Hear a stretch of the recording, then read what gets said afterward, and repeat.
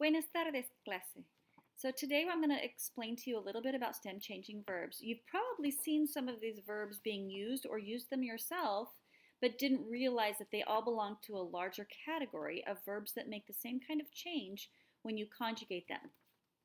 So there are a group of verbs, and I've actually written some of the most common verbs that you're going to be using this year with these stem changers that do something a little bit different when we conjugate them. Like all verbs, when you conjugate these verbs, you're going to take off the ending, the AR, ER, IR, and then add the appropriate O, AS, A, amos, ais, an, or O, S, E, emos, ais, en, or O, S, imos, is, en, your AR, ER, or IR endings. But you're going to also make a change in the middle of the stem or the root of the verb. That's the part without the AR, ER, IR, so that comes before it. So I'm trying to get this close here. There's a lot of ways that teachers explain this. There are three, first of all, in the present tense. We're only talking about the present tense right now because there's different changes in the preterite tense or the past. But as we learn to conjugate the present tense, there are three main changes. There's verbs where an E in the stem will change to an IE when we conjugate. An O will change to a UE when we conjugate. Or a U will change to UE when we conjugate. Many of you have already used the verb jugar. And you said, yo juego basquetbol, or yo juego el voleibol. But you might say, nosotros jugamos el tenis. We play tennis. So you used the UE change in the yo form, but when you went to nosotros, you did not. And that is really what all of these verbs are going to do. If you look at this pattern that I've written here, I didn't put a verb in it because I want you to see the pattern itself. A lot of teachers or books will call this shoe verbs or boot verbs, because if you draw a boot around the forms that do take this stem change, it forms a boot, a skate, whatever you want to call it, all right? And the changes that do not occur in the nosotros, vosotros.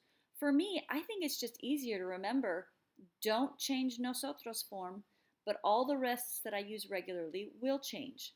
Now, in Spain, vosotros will not change either, but that's not used super commonly, and in the Latin American world.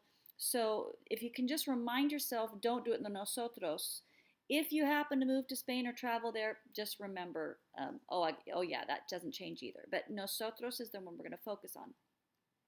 So if you look at these verbs, some of them have more than one vowel, and you'll have to say, which vowel do I change? It's always the vowel closest to your AR, ER, IR ending.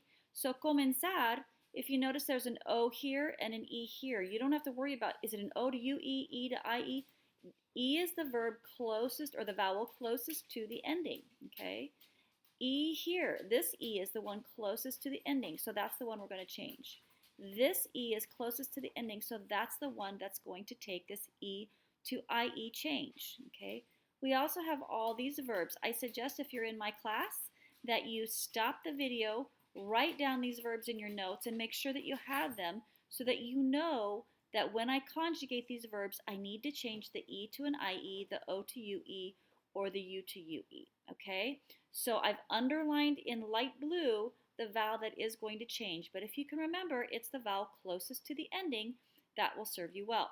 Now I've got a couple examples because it doesn't do you a lot of good to just see it like this. I want you to see some conjugated, okay? All right, so here we go. Let me see if I can get that straight. I'm not very good at this, and after a long time, I'm still not great. So for example, I would take the verb recomendar, where it has an E closer to the ending. In the yo form, in the boot, recomiendo. That E changed to an IE, recomiendo. But in the nosotros form, it's going to stay its old, just like the infinitive, recomendamos. Okay? If the accent falls on the vowel, recomiendo, I went up, then it's going to be two letters. If it doesn't fall, you leave it the same. Some teachers will teach that as well. Recomendamos. The accent didn't go up on the E, therefore no stem change. So there's lots of ways to remember. Inside the boot, not the nosotros, or if the accent falls on it, stem change. If the accent is not on it, don't do a stem change. Any way that works for you is great, okay? Here's another example from the verb dormir, the O. Tú duermes, pero nosotros dormimos. Okay? It does not take the stem change in the nosotros. Usted juega, nosotros jugamos. Remember, if you can't, you've got two E's in your verb and you're like, oh, which one changes? It's always the E or the vowel closest to the AR, ER, or IR ending. Okay? So anytime you conjugate any one of those verbs that I wrote on that previous page, you will need to remember the E will change to an IE, the O to a UE, or the U to UE in the case of jugar. All right?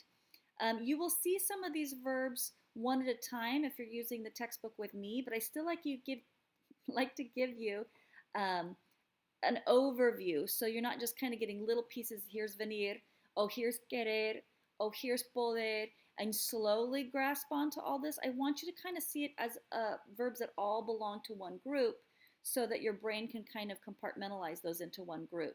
Again, practice conjugating each of these verbs regularly in your head throughout the day, and it will become natural. The key that we want is for this to be natural, not grammar rules that you can apply like a formula that you'd use on a math test. Same with math. You want to understand the concept, not just be able to put a formula in place for a test. You want to be able to use this, not just know the formula. So practice, practice, practice, and you'll get better at it, and it will become natural. All right? Buena suerte.